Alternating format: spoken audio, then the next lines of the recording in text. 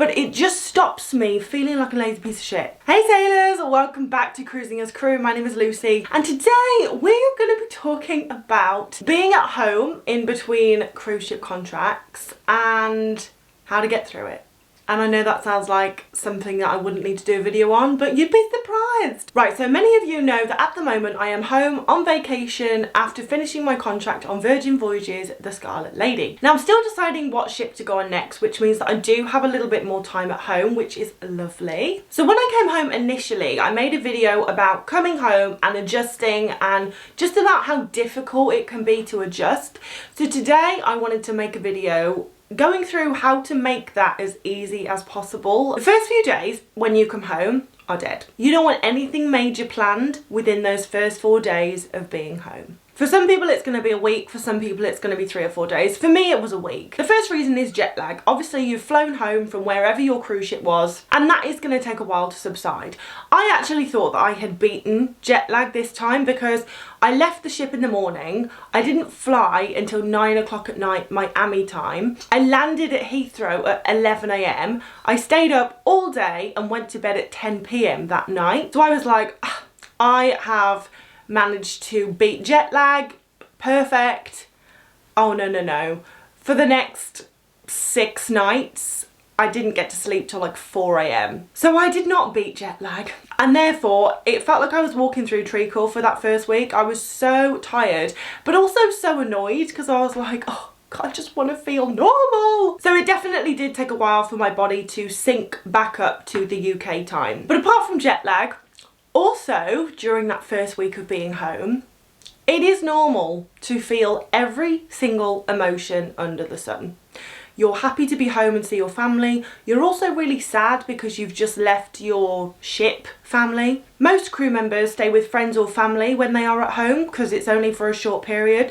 So you have to go from not answering to anyone to saying where you're going to go, what you're going to do, who you're going to see. So that is a huge adjustment. Pace of life is another one. You've gone from being at 100 miles an hour on a cruise ship, things are changing all the time, adapt, to, I mean, you can literally hear how silent it is here, and it's lovely. I live in the countryside, it's blissful, but it's 0 miles an hour. You've gone from working with a really rigid schedule, like, okay, drills then, I have to be at work then, I can get off the ship in port at this time, but I have to be back on board for this time, I can have dinner at this time. Like, it's such a strict schedule when you're on a ship, and then you come home and you've got no schedule, so you start to flounder a little bit. You're like, I have so much time, what shall I do? And it's lovely, but it's also weird. And then if you are an overthinker, because you have so much time,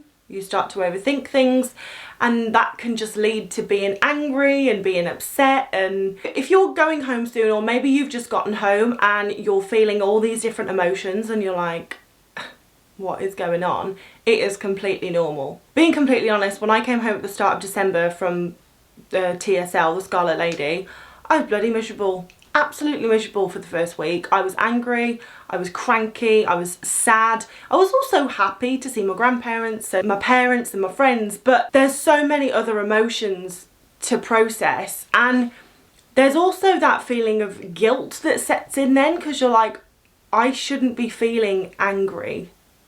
I should be really happy. I'm home with my family for Christmas. I should be ecstatic. Why am I so miserable? And it's just because there's such a huge shift. There's a huge adjustment. And if you come home with the expectation that for the first week you are going to be not in a good mood or just a bit weirded out, then it won't be so difficult. I think although I was feeling all these emotions, I knew why I was feeling them. The thing is, when you're tired and you've come home on vacation from your cruise ship contract, all you want to do is flop. I don't want a schedule. I don't want any plans. I don't want a schedule. I don't want any plans. I just want to do what I want to do when I want to do it. And let me tell you, this is the easiest and quickest way to become incredibly frustrated. Because as we all found out in the pandemic, when we all got locked down for the first time, flopping is incredible for the first week. And then it's like, oh my God, I'm bored out of my mind. What am I going to do? You start to overthink, you start to become frustrated, you start to get agitated. And this is what I was saying in the video that I made about adjusting to home. Like, make sure you stagger your meetups with your friends. You know, don't meet all of your friends within the first 3 days of being home, because then you're going to have nothing to do. Try and meet one person every other day, so that you've got people to see over the whole time that you are home. And this is huge when you have just come off a 6 to 9 month contract where you have been on a schedule, you've been ruled by the clock. You know, you don't eat when you want to eat, you don't eat when you're hungry, you eat when it's time to eat. You can't just get off the ship and wander into the sunset, because you need to be back on the ship for a certain time. So while it is lovely to come home and not have a schedule ruling your life, I think it's beneficial to have a loose schedule in place to stop yourself getting bored. So ironically, you can enjoy your time at home more. So as I said, it is important to let yourself flop. But instead of just letting yourself flop and just being like, I am just gonna flop until I have to go back on another cruise ship, I think it's important to schedule flop time.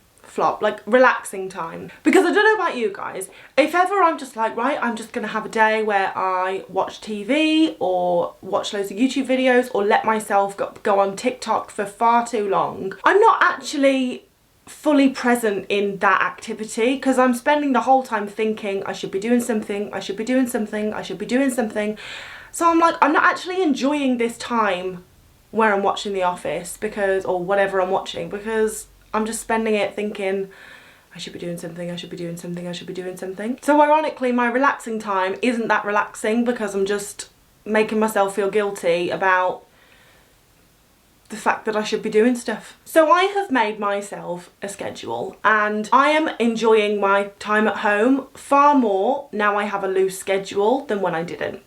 So my schedule at the moment is wake up at 8:30, go for a walk at 9 AM, be back for 10 AM and then shower and have breakfast. 11 AM till 3 PM do Cruising Us Cruise stuff, whether that's like YouTube or the blog posts. 3 PM I have general to do, so that's like washing, ironing, hoovering, you know, all of that itty bitty stuff. 5 PM voice notes, calls and emails, because I am abysmal at replying to people, so I have to schedule in time to message people back. 6 PM dinner, and then from 7 PM whatever, whether that's TV, whether that's meeting up with someone, going out for a drink. So this is what I'm doing every day at the moment. But the beauty of being on vacation and creating your own schedule is it doesn't matter if you fall off it. Like, if I do go for a walk at 9 AM but I actually don't come back till 12, that's fine. There's been days where I've started doing Cruising as Crew, YouTube, whatever, at 11 and I haven't finished till 6 PM. But there's other days where I've started at 11 and I've finished at 12. So I don't beat myself up if I come off that schedule, but it just stops me feeling bored, getting frustrated and feeling like a lazy piece of shit. And I do think for people coming home, it's more important to set yourself a loose schedule at the beginning of your vacation. And even if by, you know, mid to end of your vacation, you're not even looking at that schedule anymore, it's an adjustment technique. Like, to go from being on such a rigid schedule to nothing at all is a lot. And some people deal with that better than others. I have friends who love it. I myself struggle a little bit going from 0 to 100. So it's better for me to have a schedule in place so that my days are still structured. And on your schedule, you know, 11 till 3 is not going to have Cruising as Crew. Your 11 till 3 might be watching a series, reading a book, meeting up with friends. You know, my friends all work 9 to 5, so they're only free in the evenings. So there's no point me scheduling meetup time in the afternoon, because there's no one to meet up with. So I fill my days and I keep my evenings free. But let's say you do schedule like TV time from 11 till 3. It just means that you can like fully be submerged in that activity and just enjoy it, because you're like, I'm doing this for 4 hours today and then I'm going to do something else. It's not like this endless watching TV marathon. So it stops you overthinking and you can just actually enjoy it. And like I said, you might be someone who doesn't need a schedule and you can just watch TV for days on end and not feel bored. Good for you. I really wish I could, but I can't. If I did that, I would feel guilty, and and it's ridiculous because it's literally just me making myself feel like that. I'm aware, but that's just how I am.